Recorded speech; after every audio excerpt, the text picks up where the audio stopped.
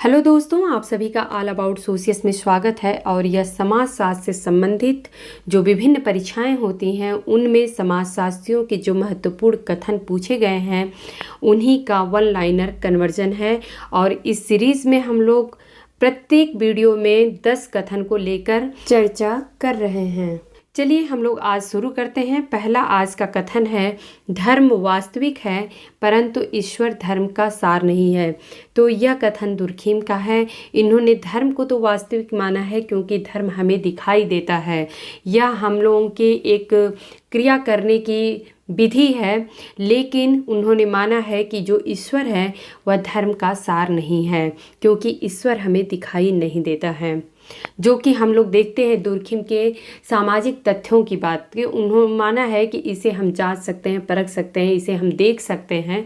तो उसी आधार पर इन्होंने कहा है कि धर्म वास्तविक है परंतु ईश्वर धर्म का सार नहीं है। अगला कथन है, समाज ही वास्तविक देवता है। यह कथन दुर्खीम का है।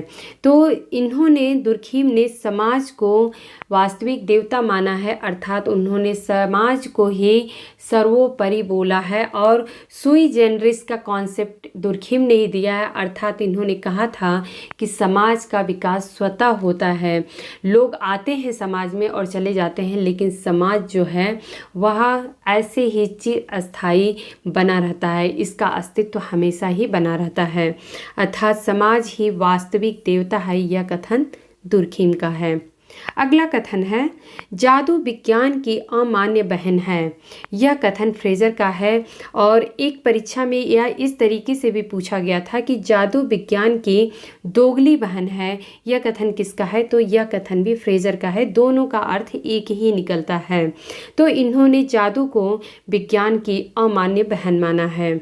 अगला कथन है, किसी उद्देश्य की प्राप्ति के लिए लोगों से मिलकर कार्य करने को समिति कहते हैं। यह कथन बोगार्ड्स की है। और बोगार्ड्स ने जो समिति की परिभाषा दी है, इसमें यह हमारा जो की टर्म है वो यही आ जाता है कि किसी उद्देश्य को प्राप्त करने के लिए जब लोग मिलकर कार्य करते हैं, अर्थात किसी उद्देश्य की प्राप्ति के लिए मिलकर काम करना, इसी को समिति कहते हैं। यह कथन बोगार्ड्स ने दिया है। अगला कथन है, विवाह शिशु उत्पादन एवं अनुरक्षण हेतु एक अनुबंध है। अनुबंध किसे कहते हैं? अर्थात कॉन्ट्रैक्ट कहते हैं। कॉन्ट्रैक्ट को अनुबंध कहते हैं। तो यह कथन मालिनोव्स्की का है। और मालिनोव्स्की ने विवाह को एक कॉन्ट्रैक्ट माना था। उन्होंने माना था कि विवाह एक ऐसा कॉन्ट्रैक्ट होता है, अनुबंध होता है, जिसमें हम शिशु के उत्पादन तथा उनके पालन पोषण की जिम्मेदारी लेते हैं। तो अगर किसी परीक्षा में आ जाए कि विवाह को कॉन्ट्रैक्ट किसने माना है या अनुबंध किसने माना है, तो यहाँ पर मालिनोव्स्की सही उत्तर हो जाता है। अगला कथन है, ईश्वर एक बुराई है तथा संपत्ति एक चोरी है। यह कथन प्रोधो का है। और हम लोगों ने अपनी पिछली जो वीडियो थी जिसमें हम लोगों ने कार्ल मार्क्स के जीवन संघर्ष के बारे में चर्चा की थी, तो उसमें हम लोगों ने देखा था कि प्रोधो जो हैं जब यह पेरिस जाते हैं और वहाँ पर प्रोधो उस समय काफ़ी उनकी जो प्रसिद्धि थी वो एक बिल्कुल चरमोत्कर्ष पे रहती है। प्रोधो की 2 पुस्तकें काफ़ी प्रसिद्ध हैं। पहली व्हाट इज़ प्रॉपर्टी और दूसरी जो है द फिलॉसफी ऑफ पॉवर्टी।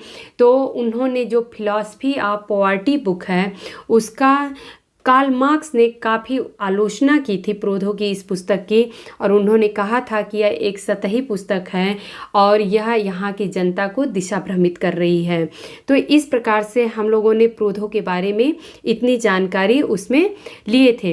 यह वही प्रोधो हैं जिन्होंने कहा है ईश्वर एक बुराई है तथा संपत्ति एक चोरी है। अगला कथन है, समाज सामाजिक संबंधों का जाल है। यह कथन मैकाइवर एवं पेज का है और यह विभिन्न परीक्षाओं में पूछा गया है। बहुत ही ज़्यादा महत्वपूर्ण प्रश्न है यह। इन्होंने मैकाइवर एवं पेज ने माना है कि जो समाज है यह कुछ भी नहीं होके सिर्फ जो सामाजिक संबंध हमें दिखाई दे रहे हैं, जो एक दूसरे से लोग किस प्रकार से संबंधित हैं, इन्हीं संबंधों के जाल को ही इन्होंने समाज माना है। इन्होंने कहा है कि समाज जो है वह सामाजिक संबंधों का जाल है। अगला कथन है समाजशास्त्र एक पद्धति विज्ञान है। यह कथन मैक्स वेबर का है और मैक्स वेबर ने समाजशास्त्र को एक मेथडोलॉजी अर्थात पद्धति विज्ञान माना है। अगला कथन है समाजशास्त्र अन्य सामाजिक विज्ञानों की न तो गृहस्वामिनी है और न ही दासी बल्कि उसकी बहन है। यह कथन बार्न्स एवं बेकर की है। अगला कथन और आज का आखिरी कथन है समाजशास्त्र सामाजिक समूहों का अध्ययन है। यह कथन H.M. जॉनसन का है। उन्होंने माना है कि समाजशास्त्र जो है उसमें हम जो सामाजिक समूह है उसका अध्ययन करते हैं, अर्थात जो सोशल ग्रुप बना हुआ है इसका अध्ययन हम समाजशास्त्र के अंतर्गत करते हैं। तो इस प्रकार से H.M. जॉनसन ने समाजशास्त्र की परिभाषा सामाजिक समूहों के अध्ययन के रूप में की है। यह आज की हम लोगों की सीरीज थी और इसी प्रकार से हम लोग अगली कड़ी में अपने फिर से कुछ महत्वपूर्ण कथनों के साथ मिलेंगे। धन्यवाद।